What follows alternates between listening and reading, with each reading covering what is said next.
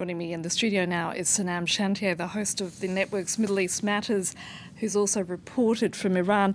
Sanam, we hear about the economic challenges inside the country, but just how bad is it? And it is a decrepit economy, and something that we have to remember is that this goes back to the early days of the revolution, 1980 to 1988.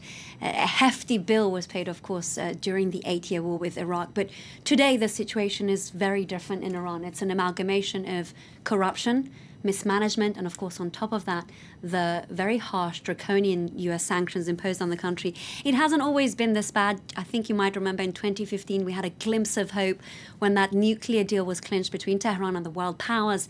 This possibility of businesses pouring into the country, jobs being generated, and of course it didn't happen because the US withdrew from that accord last year. So for now it is looking rather dim, and even Iran's president, who seems more defiant today, earlier in the month, we heard from him saying that this is the worst economic pressure that Iran has had in the past 40 years.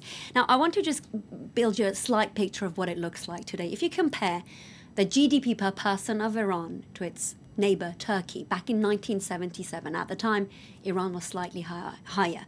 Now it's halved. So the Iranians have been suffering, and that very much is displayed in this comparison of GDPs. So what has Iran had to do in the face of increasing isolation, more punitive measures and sanctions? They're working on something that they're referring to as an economy of resistance. The country's highest power, Ayatollah Ali Khamenei, even saying that they want to reform the structure. They want to start working on the national budget. We have to wait and see what that really means in the coming months. So whilst these ideas are being floated about, Annette, I think what's important for us to really think about is the fact that they really have their work cut out for them. You're looking at a country which, for better or worse, has to rely on the world economy because of its oil. You're looking at a country where the currency has dropped against the dollar in 1 year by 75%, a country where 1 out of 4 people don't have work, a country where the price of basic food products like meat have increased by 75% again.